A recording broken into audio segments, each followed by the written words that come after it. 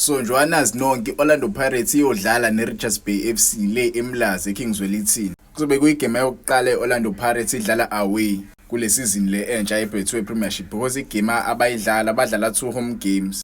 Baqale badlala neChippa United baphinde bazodlala futhi nePolokwane City bakholetha 6 points. Njengoba siyodlala nje away nasi mina ischeme engasisetha mase ngithola ithuba.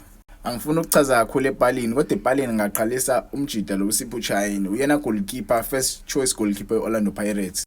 Kuma center backs wami ngaqalisa uSibisi benoSesane. The reason why ngiqalisa uSibisi over uOlisanda if wayibuka igame esidlala nePolokwane City Olisanda engathi wathinteka akalindanga kahle khona la engathi wathinteka khona waba nemuscle injury ngikhumbula kahle wazi waphuma ngaphandle beyomcheck uthi right nophinde wabuyela egamini. So angifuni ukuriska le game lesidlala away sidlala neRichards Bay yabo. So ngcono ngiqalise uSibisi lo mjida lo undasi imsebenzise kahle kwifinal yabo athi ukurecover kancane sebenzisa uSibisi benoSesane kule game lesoyidlala le. Kuthi ma wing backs wami ngiqalise ka left ngiqalise uDion Hoto kuthi ka right ngiqalise uVan Rooyen. The reason why ngiqalise uVan Rooyen is because lo mjida lo uMonyane wathola yellow card igame inathi sidlala. Last game wathola yellow card so ngiyaza kwazi ukuqala le game le yabo. And bengimela iqale le game le athi ukuthola igame time yabo athola imatch fitness because yamdinga kwifinal. So sisifika kwifinal afike aperforme underperform. So yeah, but kule game le ngizoqalisa uVan Rooyen because kule game le mele sithole 3 points regardless ukuthi sidlala namapha ama opponents. Mele nje siqinise impela. And lama wing backs lawo uthi ayakwazi ukukhuphuka azo-add ama numbers phambili. So ingakho ngibafaka bawu2 because banayo leso sipiliyoni lesokukhuphuka. Kuthe center ngiqalise uMbatha benodlamini. The reason why ngiqalisa uMbatha benodlamini is because le team esodlala nayo siyayazi vele iRichards Bay sadlala nayo last season iRichards Bay team defensive. Mesodlala neteam defensive kumele sifake abadlali center abangekho net defensive kakhulu but aba more creative yabo. Sifa abadlali aba creative abazo-add ama numbers phambili abazosiprovidela amabhola phambili kakhulu ba create ama chances for ama forward wethu. So ngaqalisa uMbatha benodlamini. uMbatha uyakwazi ukuhlala abu number 6 ahambe yedwa uDlamini akhuphuke add ama numbers asiza ama forward aphinde abuye futhi yabo.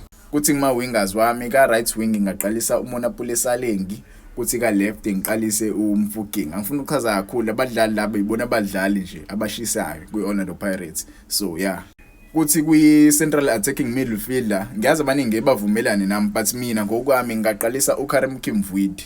Ngaqalisa uKarim Kimvwidi because lo mjida lo simbonile last game yize edlala ama minutes amancane but lawo ma minutes lawo ukhombisile ukuthi umdlali ufuna ukuchallenge for ischeme. Ekufuneni kwakhe ukuchallenge for ischeme uMaswanganye umdlali esijwayele umfaka like mwasubheke ama game the last 15 games Orlando Pirates I'm sure uMaswanganye uzomfica ekuscheme yabo. So sithi kumpholisa kancane uMaswanganye simfaye kahle kwifinal because uMaswanganye mfethu indlela adlala ngayo kule insuku uyabona ngaso umdlali osanokukhathala kancane yabo. Sithi umrelaxisa kancane somdlalisa kahle kwifinal because vele ila eThekwini final. Kuthi kwistriker sami ngaqalisa uMakgopa naye ungomunye wabadlali abadlale kahle last game.